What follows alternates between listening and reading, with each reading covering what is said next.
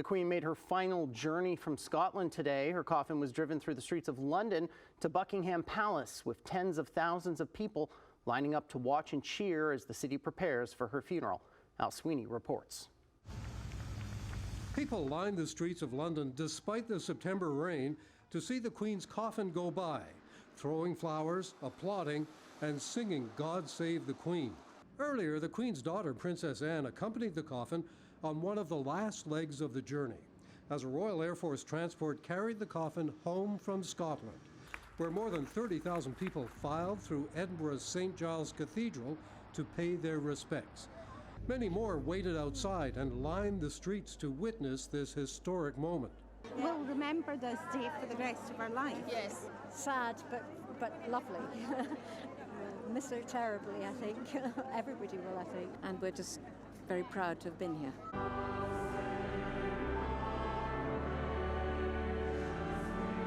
King Charles was in Northern Ireland to continue his duties, with a church service in Belfast and a meeting with Northern Ireland's leaders, where he promised to continue his mother's efforts to maintain peace in the British province. Now, with that shining example before me, and with God's help, I take up my new duties resolved to seek the welfare of all the inhabitants of Northern Ireland.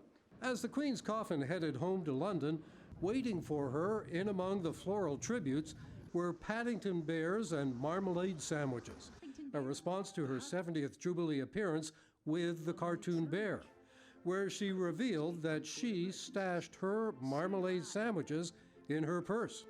I keep mine in here. For royal fans, it was one of her most touching moments, and the bears are popping up despite the objections of park keepers. I wanted to reflect the Queen's sense of humour.